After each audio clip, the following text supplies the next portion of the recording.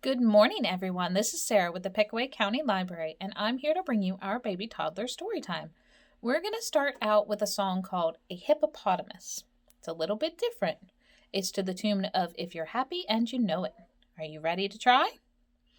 Oh, I wish I was a hippopotamus. Oh, I wish I was a hippopotamus. Oh, I'd hop and I'd dive, do a happy little jive. Oh, I wish I was a hippopotamus. Good job. You can dance along with this song too. Show us your best dance moves while we sing it one more time together. Are you ready? Oh, I wish I was a hippopotamus. Oh, I wish I was a hippopotamus. Oh, I'd hop and I'd dive, do a happy little jive. Oh, I wish I was a hippopotamus. Good job. So the next thing we're going to do today is read our story together. Our book today is Hippopotamus Stew. It's written by Joan Horton, and we're reading today's book with permission from Macmillan Publishers. Hippopotamus Stew. The centipede.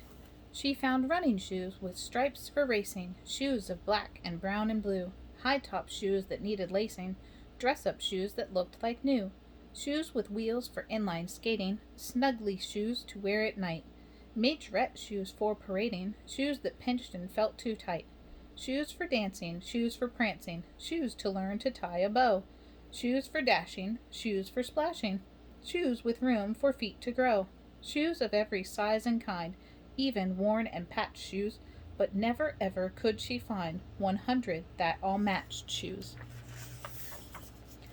Old MacDonald's Billy Goat. Old MacDonald's Billy Goat ate buttons off the scarecrow's coat, an old tin can, some collard greens, and one whole row of lima beans. He gobbled up a length of twine, wet overalls right off the line, a garden hose, an old straw hat, a tractor bolt, and after that, a spade, a hoe, a wooden rake, a buzzing fly, for goodness sake. When nothing else was left to eat, to chomp or chew or crunch, he wandered to the farmer's house and ate Big Mac for lunch. The jellyfish. A jellyfish washed up on shore, followed by a dozen more, each one flavored like a berry, apple, guava, grape, or cherry. Wow, I heard my brother utter, pass the bread and peanut butter. The flying fish. A foolish fisherman from Maine seemed to think I was a plane. He dropped his pole and hopped astride, then settled back to take a ride. What a silly thing to do, and him without a ticket, too. The snake. He slithered through underbrush, rubbed against bark, and dragged across boulders from dawn until dark, all in an effort to finally doff the skin he was trying so hard to get off. Then with a hiss the snake wearily said, "The trouble I go through in order to shed. How easily I could get rid of this skin, if only it came with a zipper built in." Hippopotamus stew.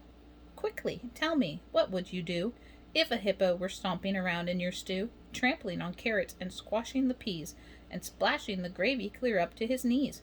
Would you say, "This is silly, get out of my stew," and then cart the hippo right off to the zoo? Or would you, perhaps, dip your spoon in your bowl and scoop him right up and swallow him whole? The penguin. The penguins, in their formal clothes, stood gathered on the icy floes. "Ridiculous," the first one cried. "You'd think a fellow'd have some pride." The second nodded and concurred. "Preposterous," chimed in the third. The fourth one said, "Well, I declare," and couldn't help but stand and stare, the day they saw the penguin dressed in checkered pants and flowered vest. The chameleon. He awoke with a scream from a terrible dream, the worst one that he ever had. Every leaf, every tree, every shrub he could see had turned from a green to a plaid.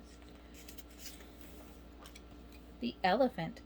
How many tissues do you suppose an elephant needs for a snuffly nose? Does he need a couple, or 3, or 4? A box, a carton, a gross or 10 score? A truckload, a trainload, big cargo plane load?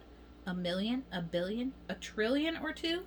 Or do you suppose that a trunkful would do? The crocodile. If ever you stroll on the banks of the Nile, and you happen to see an old crocodile smile, beware of his sly crocodilian grin. There might be a napkin tucked under his chin. The sheep. With woolly fleece upon his back, he's subject to a moth attack. A nibble here, a munchie there, and pretty soon the sheep is bare, which makes him look downright pathetic. Too bad his fleece is not synthetic. The kangaroo. Mother kangaroo cried, "Ouch!" when Junior jumped into her pouch. "You're much too big," said Mrs. K, "to ride around like this all day. You'll have to find, I have a notion, some other means of locomotion." I'm a fierce and fearless dragon. I'm a fierce and fearless dragon, breathing red-hot plumes of flame. Knights for miles around all tremble at the mention of my name. My claws are sharp as sabers, my fangs precision honed. My wings are strong and sinewy, my mighty muscles toned. Each resounding roar I thunder makes the other dragons pale, and I pulverize the boulders when I lash out with my tail. The earth beneath me rumbles with each giant seismic stride, and the tracks I leave behind me measure more than 10 feet wide. I'm a fierce and fearless dragon, the fiercest one of all, dreamed the teeny tiny lizard, who's a mere 2 inches tall. The whale. The whale has an ocean to use for a tub, so why, when he's ready to rub a dub-dub, does he spout sprays of water high over his head, lather with sea foam, and shower instead? The porcupine. Said the boy porcupine to the girl porcupine, "I adore every quill on your sharp prickly spine." He tenderly gazed at her sweet bristly face, and gathered her close in a loving embrace. Just as he did, he cried, "Ouch! Dearest heart, no one will ever, yikes, tear us apart. Tell me you love me, yow! Say it's true, because I am hopelessly stuck on, ow, you." The hyena. Afraid your latest knock-knock joke will fail to get a laugh? Then don't tell it to the elephant, the emu, or giraffe. Forget the hippopotamus and skip the crocodile, although this crafty creature has been known to crack a smile. Don't waste it on the chimpanzee, the lion in its lair, the kangaroo, the cockatoo, the yak, or mirthless bear. The silly old hyena is the one you should go after, 'cause when he hears your knock-knock joke, he'll double up with laughter. The anteater. The ants in the anthill all started to riot, demanding the anteater go on a diet. The anteater cried, "This is simply absurd. Why, everyone knows that I eat like a bird." And then, with a flick of her long, sticky tongue, she zapped all the ants and ate every last one. The duck. Chickens peep, canaries sing, robins chirp, "It's spring, it's spring." Warblers warble, pigeons coo, roosters cock-a-doodle-doo, sparrows twitter, blue jays squawk, mynah birds and parrots talk. Little ducks go quack, quack, quack, but I can't seem to get the knack. Perhaps I'd have a lot more luck if I were not a rubber duck. The firefly. Although he's flying through the dark, he doesn't seem to mind. The only light he has to shine is back in his behind. The mosquito. A skeeter lighted on my arm, insisting that it meant no harm. "But while I'm here," it buzzed, "I might just take a teeny tiny bite." "Bug off," I cried, "I'm not a snack," and gave that little pest a whack. Too bad I missed, 'cause off it flew, then circled back as skeeters do. "Don't be like that," I heard it plead, "a little bite is all I need."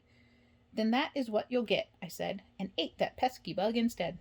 P.S. A skeeter's not nutritious, but who cares? It tastes delicious. The end. I hope you enjoyed our story. Thank you for reading along with me. This book and lots of others are available in the Youth Services Department and are ready and available for pickup or to be placed on hold. So get online or come in and see us and choose some books to read at home. The next part of our story time will be our sensory bin. You'll need a muffin tin, a scoop, some small toy animals, and a container to catch the mess. Let's take a look at how to set this up. In our sensory bin today, we have a small container here filled with rice and a single scoop and a large container, and I've got some plastic bugs. You can also use some plastic animals or dinosaurs, or you could even draw or cut out pictures of your own and place them in the bottom. You could also use a muffin tin and put one animal in each opening of the muffin tin.